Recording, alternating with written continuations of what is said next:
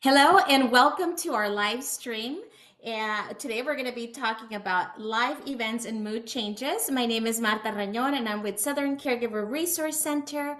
We are an organization that focuses 100% on the family caregiver. I really right now want to invite you to bring something to write with, a notebook, and even your friends or family members who might benefit from today's conversation, because we know that a lot of caregivers find themselves in a situation where it's difficult to manage a lot of responsibilities and a lot of challenges, and that can affect our mood. And that is the topic of today's conversation. If you're not familiar with our organization, we provide a lot of resources free and at a very low cost to family caregivers. As you can see from the screen, we have support groups, classes, information, resources, as well as very specific evidence-based programs that help family caregivers who are caring for someone with Alzheimer's, dementia, or memory loss. So make sure you give us a call, and our information is right on the screen, 1-800-827-1008 or 858-268-4432. You can also check out our website at caregivercenter.org to get more information. All right. So today, this is actually the third series class that we have in this series. It's our self-care activities for dementia caregivers, and it's a series that we're going to be doing for a couple of months because we want to make sure that caregivers know that they do not need to feel alone in their caregiving journey, that all of these topics are to help you. And the really neat thing about these classes is that we finish the conversation with some self-care activities to incorporate into your daily lives. Now, today's topic, as I mentioned, is really talking about mood and talking about how some of these live events impact our mood. I want you to really think about your environment, the place that you are living in. So if we go to the next slide, I have here, something for you to think about. How does the environment that you are living in impact your mood?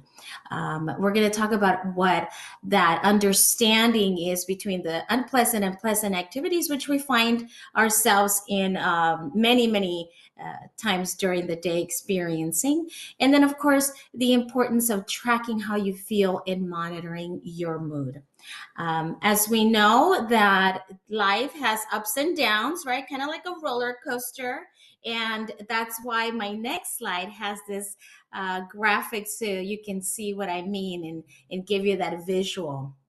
Right. We know that daily lives are busy, and especially if you're a caregiver, and many times our environment has these pleasant and unpleasant events. At the personal level, we know that a lot of time and energy goes into managing all of these daily activities.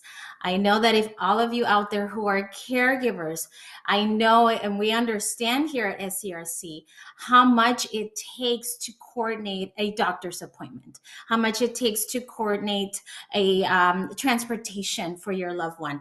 And so all of these activities really have ups and downs throughout the day.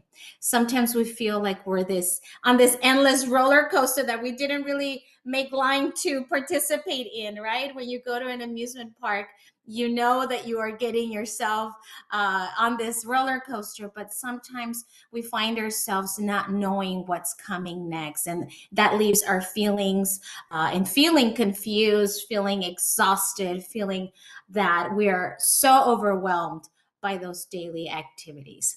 And so I really wanted to talk about, putting this into perspective as it affects your lives. So in the next slide, I want you to think about right now, as this image shows, this need to balance and really kind of neutralize some of our negative activities with pleasant activities. And we're going to do this a little bit more in detail at the end of our conversation. But sometimes, and I know those of you who are caring for someone who has Alzheimer's or dementia, it's very, very difficult. Talking to someone in that situation is very challenging because they might not be able to rationalize. You might explain to them, hey, we're going to go to the doctor's appointment, and then from there, we're going to go grocery shopping, and then we're going to come back. And that person is really not understanding what you're saying. And so you might become very stressed, and therefore it starts impacting the rest of your activities, the rest of your emotions. And too many of those can really have a negative effect on your mental well being. That's why it's really important to balance some of these negative feelings with some positive ones, because research has shown that when caregivers don't try to balance these negative experiences or feelings, then they themselves become sick. They themselves are affected negatively. And we have here Health Social Care Community mentions that sometimes caregivers also have low interactions with others because of that. Think about it. When you're feeling most stressed and more overburdened, you tend to withdraw, and that can have a negative effect on you. And that's why we want to make sure that you incorporate some of those pleasant activities throughout your day. So we are going to have you identify some of those pleasant activities. Now, they don't have to be big life altering events, right? We don't have to talk about winning the lottery or going on an endless vacation, which I know sounds wonderful. And a lot of us would love to be able to do that, but it's not real. It's not realistic, I should say. The most important thing is that we choose activities that are manageable, that are tangible, and that we can do throughout the day or several times throughout the week. Those small activities, those small actions. And by really taking stock of all those wonderful, pleasant activities that you can do throughout the day and noticing how you feel when you do them, can be very impactful. So I'm going to give you an example, right? So we have here this graphic, this person's hugging their dog. For those of you who have pets, having that connection with a pet can evoke some of these pleasant activities, right? It might calm you down. It might reduce some of that anxiety that you're feeling. And it's also a pleasant activity that you can do. Maybe go for a walk, pet the dog, pet the cat, play with those pets of yours, and that enjoy that moment of being with them. I, for example, like to drink my coffee in the morning, and that is my pleasant activity that I like to do daily. And it's just me and my coffee. It just takes me a little bit of time in the morning. And I know that I look forward to that. And it's only for me, and it's my treat, it's my reward. And so you might do those things as well. And that's what we're going to be talking about today. So, monitoring your mood. Okay, so what is mood? Right? People kind of use it interchangeably with feelings and emotions. So, a mood is part of your emotional rhythm. It's really a little bit less than an emotion, but it's usually triggered by some sort of experience or event. So, think about it. If you wake up and you're in a bad mood, you tend to be in a bad mood throughout the day unless you change that. By monitoring your mood, then we're able to manage and make lifestyle choices that is going to help the situation, not hurt it. So, for example, if I'm in a bad mood, and I wake up in my bad mood because I didn't have my coffee, I am going to be very aware of how I engage with either individuals or the kinds of activities that I do.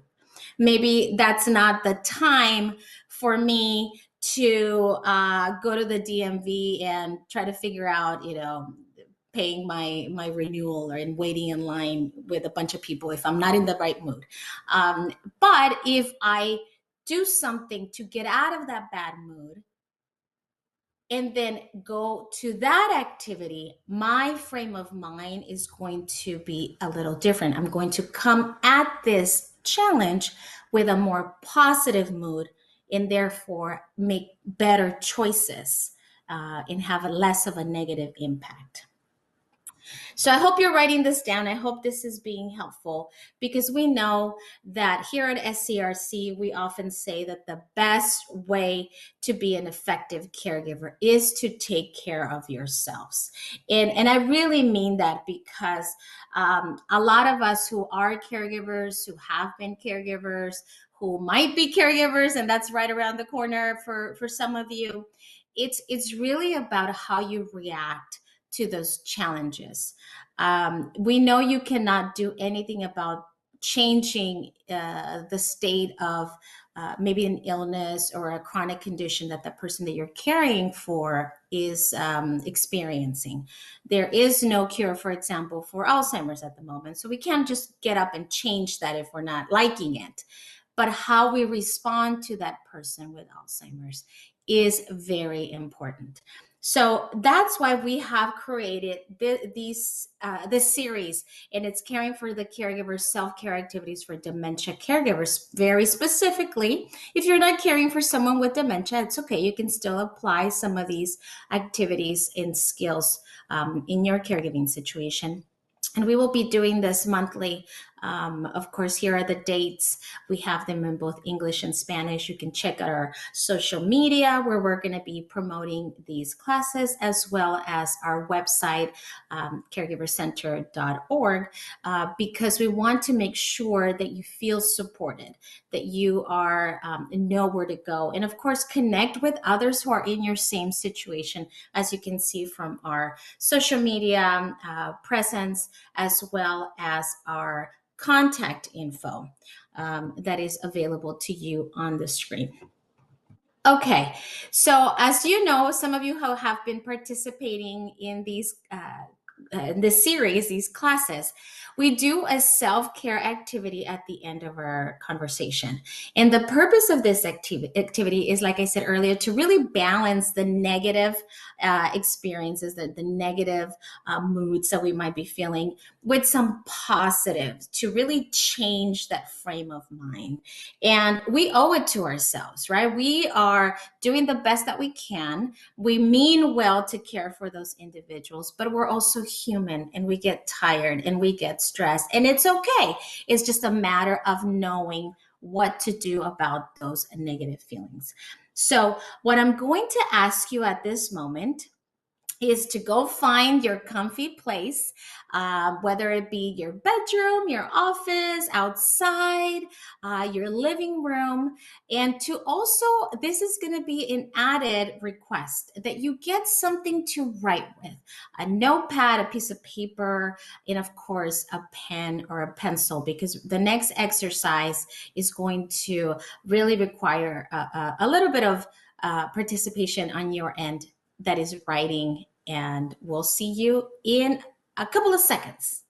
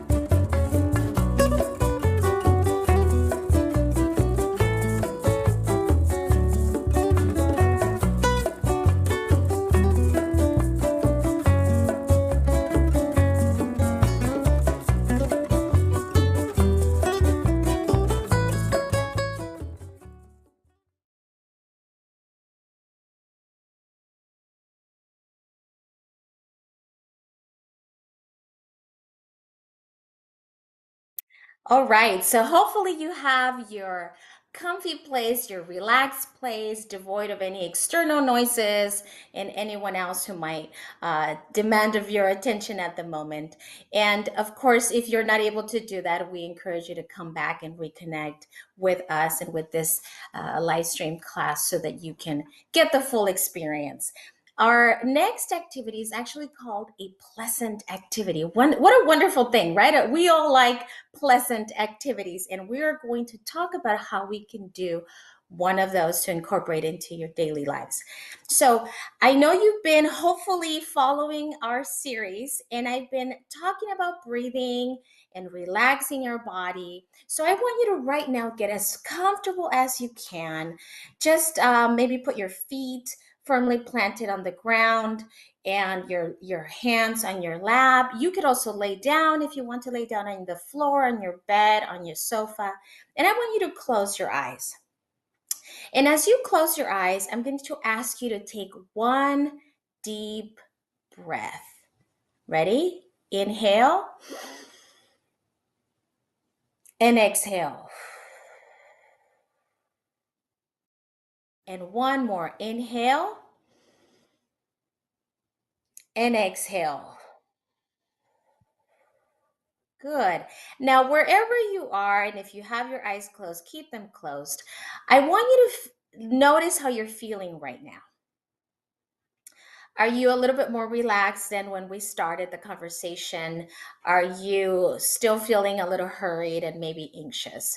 If you are feeling anxious and you are feeling a little bit hurried, go ahead and take another deep breath. It doesn't hurt. And just to get you to the point that you're more relaxed and at least more calm in order to do this exercise. Okay, so deep breath in and out. Okay, so I know I asked you to bring a piece of paper. For now, hopefully it's near you in a pen, but I want you to think about what is it that makes you happy? What are those pleasant activities that make you happy? So I want you to think about, be very introspective. And as you are thinking about all of these things that make you happy, try to bring them down to activities that are very realistic and doable. Of course, I would love to say, hey, going to Hawaii every weekend would make me very happy, but that's not realistic. So maybe think about activities that are more easier to accomplish. And as you're thinking about what makes you happy, what brings you pleasure, I want you to stand up or sit up if you're lying down and get your piece of paper, get your notepad. And I want you to write down 3 activities that right now, if you could, you would do them. 3 activities that make you happy. Okay, so I'm going to give you a couple of seconds to think about what those activities would be. 3 activities that are doable that you could do right now if I gave you that option and I told you don't worry about anything else, just you can do these 3 activities. Okay, if anyone needs help, I have some suggestions because what I want you to do now is on a second column or maybe next to those 3 that you wrote, I want you to make a list of all the wonderful things you would love to do in a day, on a daily basis, weekly, monthly, yearly, all those activities. And I'm going to give you about a minute to write as many as you can. Okay? So just write down all the activities that you would like to do. I'm going to give you some suggestions for those of you who need help. How about taking a walk? How about reading a book? Going out with friends? Cooking, making cookies, crafts, exercise, window shopping, maybe going shopping, knitting, going for a long ride. Let's see, how about taking a walk at the park, visiting a friend, stepping outside into your garden, your patio, taking a nap, being with your children or grandchildren, listening to the radio, watching a movie, maybe a favorite show, maybe attend a caregiver class or a support group. All of those are some ideas, some activities that you can do. So hopefully you have a long list. What I want you to do now is go back to your comfy position. Again, if you're sitting down or if you want to lie down.